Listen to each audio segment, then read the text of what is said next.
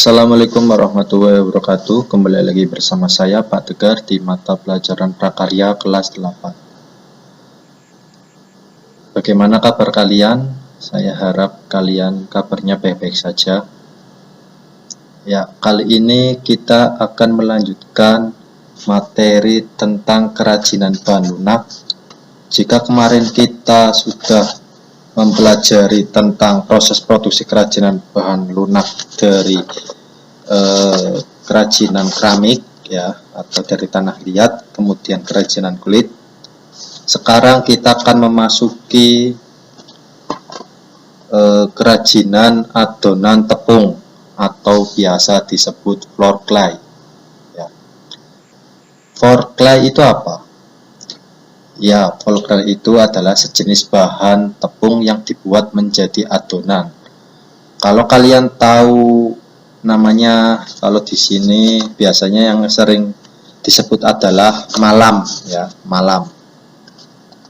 Kalau kalian tahu malam itu adalah bentuknya lunak ya. Nah, sedangkan floor clay itu sama seperti malam. Bedanya adalah kalau floor clay itu terbuat dari bahan-bahan yang alami ya, bahan-bahan yang alami. Kalau malam atau yang biasa dikenal atau bahasa Indonesianya yang dikenal dengan umumnya itu namanya plastisin, itu terbuat dari bahan-bahan buatan ya, fungsinya sama. Sedangkan floor clay ini adalah seperti malam atau seperti plastisin tapi terbuat dari bahan-bahan alam.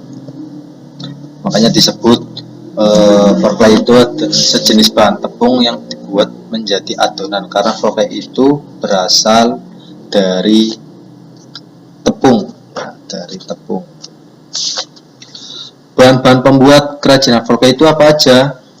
Ada beberapa bahan yang digunakan untuk membuat floor clay. Yang pertama itu ada tepung terigu ya, tepung terigu.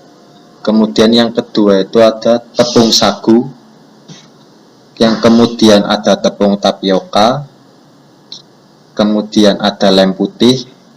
Nah, lem putih itu kayak lem kayu itu ya, yang putih.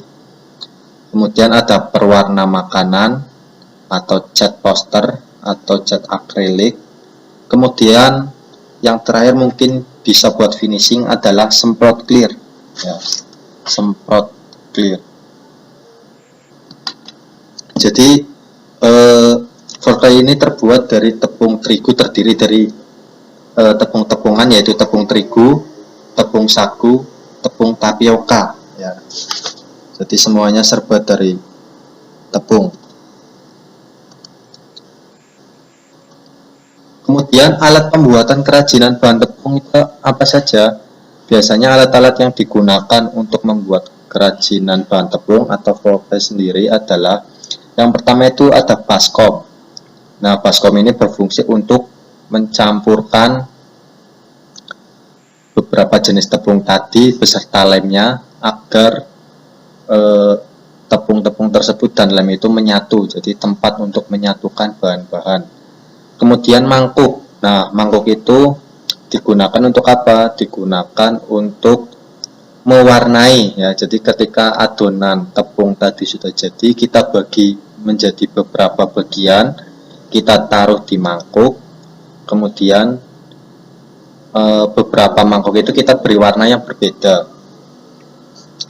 Kemudian sendok bisa untuk mengaduk ya, bisa untuk mengaduk dan untuk memberikan pewarnanya ya. Spatula juga digunakan untuk mengaduk. Gelas ukur berfungsi untuk apa? Terkadang ada beberapa floor clay yang ditambahkan sedikit air ya, agar teksturnya lebih empuk. Plastik. Nah, plastik ini digunakan untuk mengerol bisa, atau namanya apa itu,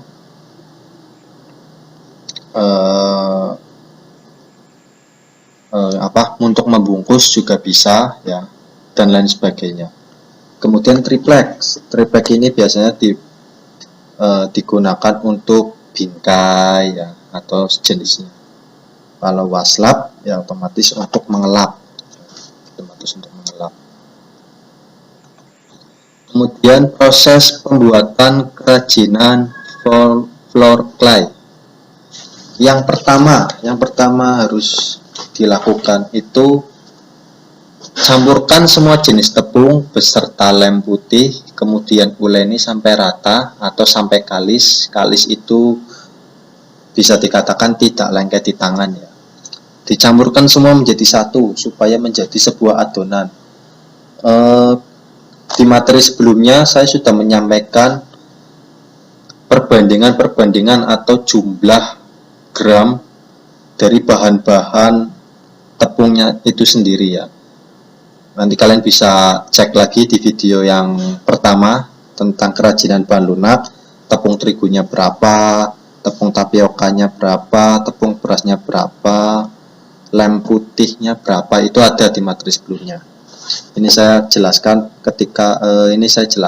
adalah proses pembuatannya.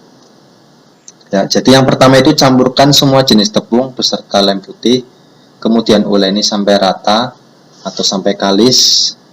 Ya, kalis itu tidak lengket di tangan. Ini gambarnya ya. Tangan kita harus digunakan plastik supaya lebih bersih gitu ya. Biasanya tangan kita kadang ada debunya, itu bisa mempengaruhi hasil dari adonan tepung tersebut. Kemudian yang kedua, setelah membentuk adonan, bagi adonan menjadi beberapa bagian. Ya, kita potong, mungkin ukurannya disamakan, bisa kita timbang ya, atau mungkin kita biarkan perkiraan juga nggak masalah. Jadi itu fungsinya untuk apa? Supaya kita bisa memberikan warna yang berbeda-beda kepada adonan tepung tersebut. Makanya kita harus membagi adonan tersebut menjadi beberapa bagian. Kemudian warnai semua bagian sesuai dengan warna yang diinginkan. Nah, setelah kita bagi, tadi ada mangkuknya, kita taruh di mangkuk, kemudian kita kasih pewarna. Entah itu tadi ada berbagai macam perwarna ya, perwarna makanan juga bisa. Berbagai macam warna kita kasih warna supaya untuk mempercantik floor clay ini ya, floor clay. Karena kalau warna dasarnya itu kan putih, kurang menarik, jadi kita harus kasih warna. Kemudian selanjutnya bentuk adonan yang sudah diwarnai dan bentuk sesuai keinginan atau kreativitas masing-masing. Setelah dibentuk, jangan lupa semprot dengan clear agar mengkilap dan awet. Nah, jadi setelah dikasih warna, kita bentuk tuh, kita mau bikin apa.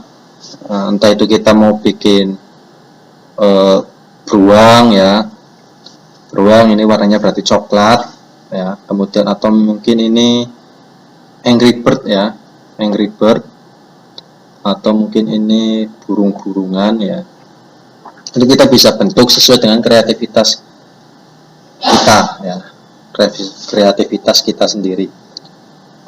Nah, untuk finishingnya itu gunakan clear atau biasa ada itu kalau dijual itu pilok clear. Itu kalau pilok clear itu biasanya untuk mengkilatkan ya, mengkilatkan. Nah, di samping mengkilatkan juga bisa mengawetkan. Ya, jadi itu proses pembuatan floor clay ya. Sebenarnya masih banyak lagi berbagai bentuk ya. Ini ada cuman ada 3 ya yang tempelin di sini. Biasanya maunya floor clay ini dijadikan hiasan dinding atau bandul kunci dan lain sebagainya. Ya. Jadi mungkin di materi ini saya hanya menyampaikan tentang floor clay ya. Seperti biasa, jika ada pertanyaan dari kalian silakan ketik aja di kolom komentar. Nanti saya akan balas ya, saya akan jawab pertanyaan-pertanyaan tersebut. Dan jangan lupa tetap jaga protokol kesehatan karena ini lagi musim COVID. Ya. Usahakan tidak keluar rumah jika tidak ada kepentingan yang mendadak atau kepentingan yang penting banget. Jikapun kalian keluar karena ada kepentingan, jangan lupa selalu pakai masker dan sering-seringlah mencuci tangan. Dan saya mengingatkan kembali, bagi yang belum subscribe, silakan subscribe. Dengan Anda subscribe, berarti kalian menghargai video yang saya buat. Bagi yang sudah subscribe, cukup perhatikan video ini dan like, ataupun bisa di-share ke teman-temannya. Oke, saya akhiri dulu. Wassalamualaikum warahmatullahi wabarakatuh.